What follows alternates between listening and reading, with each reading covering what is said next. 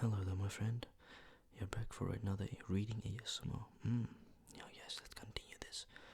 I don't really know where we were last time, but it doesn't matter. Let's continue this series, shall we? Part of me said, if I have overheard words that you were saying, I don't pretend to understand what you are talking about, or your reference to burglars, but I think I am right in believing. This is what he called being on his dignity, that you think I am no good. I will show you. I have no signs on my door. It was painted a week ago, and I am quite sure you have come to the wrong house. As soon as I saw your funny faces on the doorstep, I had my doubts. But treat it as the right one. Tell me what you want done, and I will try it if I have to walk from here to the east of east and fight the wild worms in the lost desert. I had a great-great-grand-uncle once, Borrower took, and yes, but that was long ago, said Gloin. I was talking about you, and I assure you there is a mark on the store, the usual one in the trade, or used to be. Burglar wants a good job, plenty of excitement and reasonable reward. That's how it usually read. You can say expert treasure hunter instead of burglar if you like. Some of them do. It's all the same to us. Gandalf told us that there was a man of the sword in these parts looking for a job at once, and that he had arranged for a meeting here this Wednesday tea time. Of course there is a mark, said Gandalf. I put it there myself. For very good reasons. You asked me to find a 14th man for your expedition, and I chose Mr. Baggins. Just let anyone say I chose the wrong man or the wrong house, and you can stop at 13 and have all the bad luck you like, or go back to digging coal. He scolded so angrily at Gloin that the dwarf huddled back in the chair, and when Bilbo tried to open his mouth to ask the question, he turned and frowned at him and stuck out his bushy eyebrows till Bilbo shut his mouth tight with a snap. That's right, said Gandalf. Let's have no more argument. I have chosen Mr. Baggins, and that ought to be enough for all of you. If I say he is a burglar he is, or will be when the time comes. There is a lot more in him than you guess, and a deal more than he has any idea of himself. You may possibly all live to thank me yet. Now, Bilbo, my boy, fetch the lamp, and let's have a little light on this. On the table, in the light of a big lamp with a red shade, he breathed a piece of parchment rather like a map. This was made by Thor, your grandfather Thorin, he said in answer to the dwarf's excited questions. It is a plan of the mountains. I don't see that this will help us much, said Thorin disappointedly, after a glance. I remember the mountain well enough and the lands about it, and I know where Mirkwood is and the withered head where the great dragons bred. So they're talking about the dragon Smaug, the one that protects the gold. Very crazy. Okay. There's one point that you haven't noticed, said the wizard, and that is the secret entrance. You see that rune on the west side, and the hand pointing it from the other runes, that marks a hidden passage to the lower halls. Look at the map at the beginning of this book, and you will see there the runes. It may have been secret once, said Thorin, but how do we know that it is secret any longer? Old Smaug has lived there long enough now to find out anything there is to know about those caves. He may, but he can't have used it for years and years. Why? Because it is too small. 5 feet high the door, and 3 may walk abreast, say the runes. But Smaug could not creep into all that size, not even when he was a young dragon, and certainly not after devouring so many of the dwarves and many of Dell.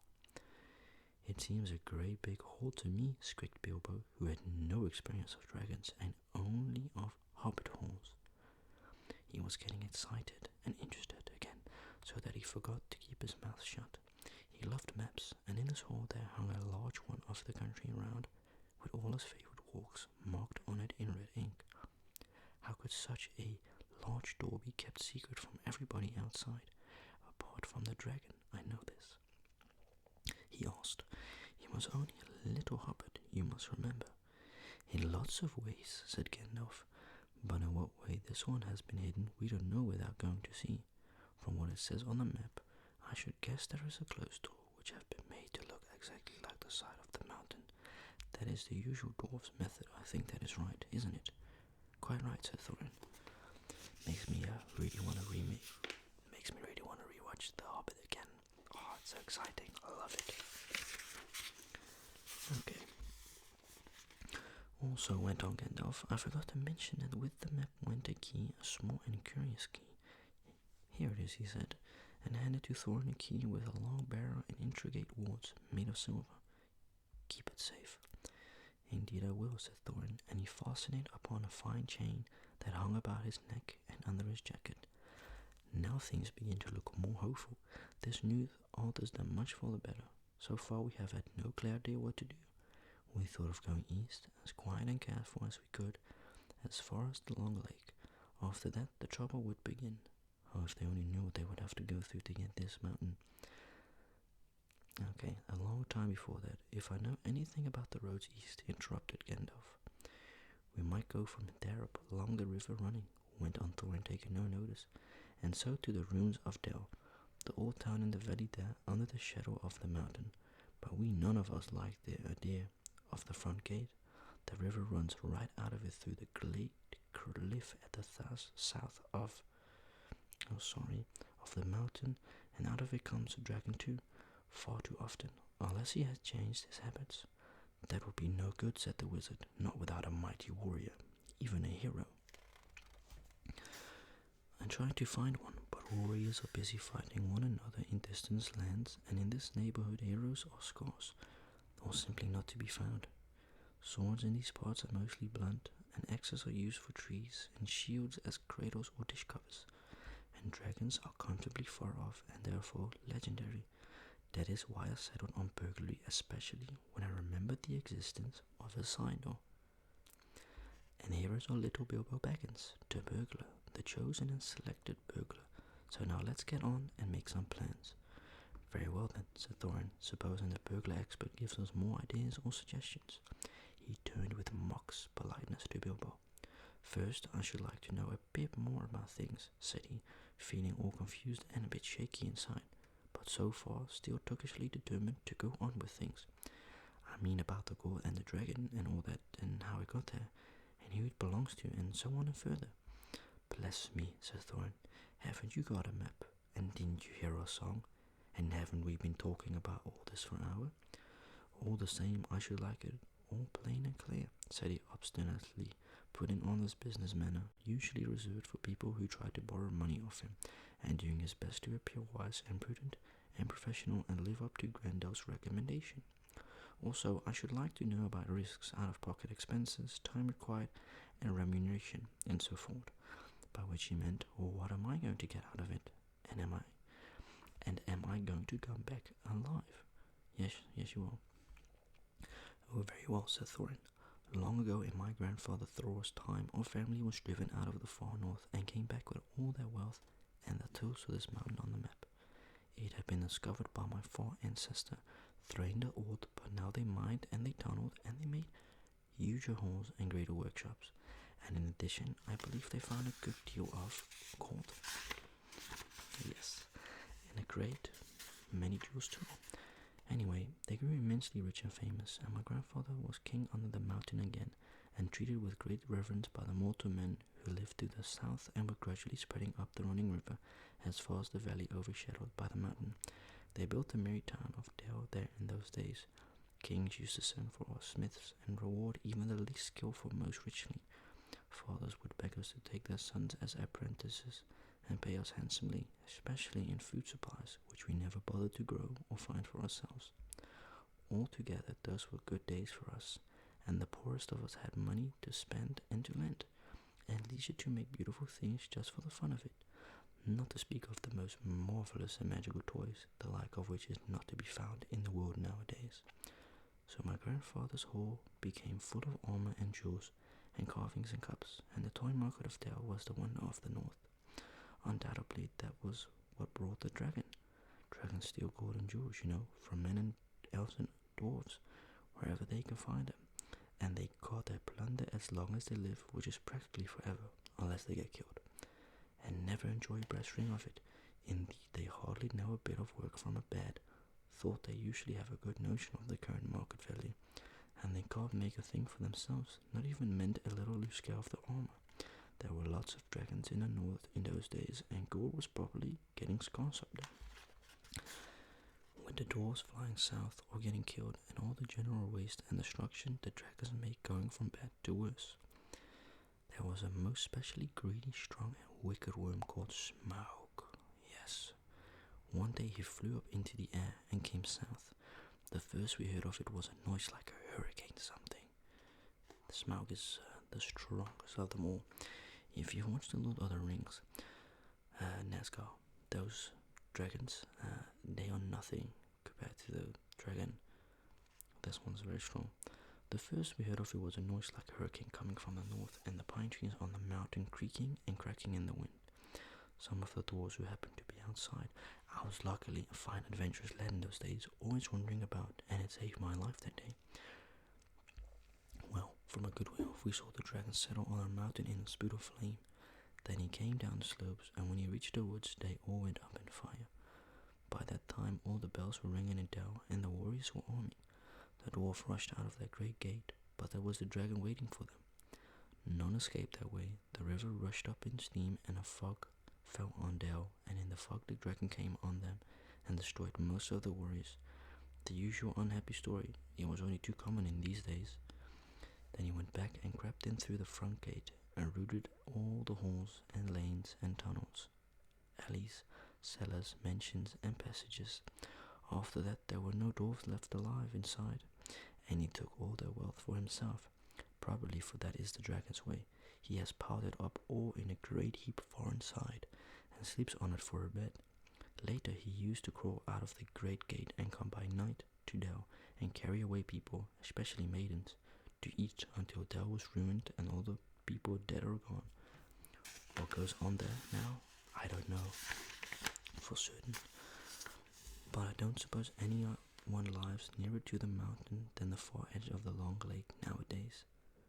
The few of us that were well outside sat and wept in hiding and cursed Smaug, and there we were unexpectedly joined by my father and my grandfather, with seeing beards. They looked very grim, but they said very little. When I asked how they had got away, they told me to hold my tongue and said that one day in the proper time I should know. After that we went away, and we have had to earn our livings as best we could up and down the lands, often sinking as low as blacksmith's work or even coal mining. So they had all a very healthy, rich lifestyle. Dragon came and took it over, killed their settlement, and now they have to work for a living. That's basically if you don't know. But we have never forgotten our stolen treasure, and even now, when I will allow, we have a good bit laid by and are not so badly off. Here Thorin stroked the gold chain round his neck. We'll still mean to get it back, and to bring our curses home to Smaug if we can. Thorin is the crazy guy. I have often wondered about my father's and my grandfather's escape. I see now they must have had a private side door which only they knew about, but apparently they made a map, and I should like to know how Gandalf got hold of it, and why it did not come down to me, the rightful hero. I did not get hold of it, I was given it, said the wizard. Your grandfather Thror was killed, you remember, in the mines of Moria by Azog the Goblin? Yeah, the big goblin, yeah. Curse his name, yes, said Thorin. And Thrain, your father, went away on the 21st of April, 100 years ago, last Thursday, and has never been seen by you since. True, said Thorin. Well, your father gave me this to you, and if I have chosen my own time and way for handling it over, you can hardly blame me, considering the trouble I had to find you. Your father could not remember his own name when he gave me the paper, and he never told me yours, so on the whole I think I ought to be praised and thanked. Here it is, said he, handing the map to Thorin. What a phenomenal story, wow. I gotta say, watching all of the movies like The Lord of the Rings, The Hobbit, and then watching this, each scene you can sort of visualize what they are doing, because I've watched the movie, so fascinating. I don't understand, said Thorin, and Bilbo felt he would have liked to say the name. The explanation did not seem to explain. Your grandfather, said the wizard slowly and grimly, gave the map to his son for safety before he went to the mines of Moria. Your father went away to try his luck with the map after your grandfather was killed, and lots of adventures of a most unpleasant sort he had, but he never got near the mountain. How he got there, I don't know, but I found him a prisoner in the dungeons of the Necromancer. Whatever were you doing here? Asked Thorin with a shudder, and all the dwarfs shivered. Never you mind, I was finding things out, as usual, and a nasty dangerous business it was. Even I, Gandalf, only had just escaped.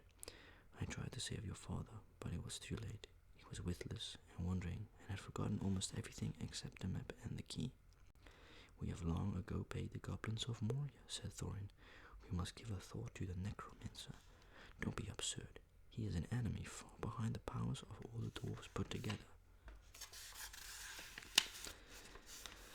If they could all be collected again from the four corners of the world, the one thing your father wished was for his son to read the map and use the key. The dragon and the mountain are more than big enough tasks for you.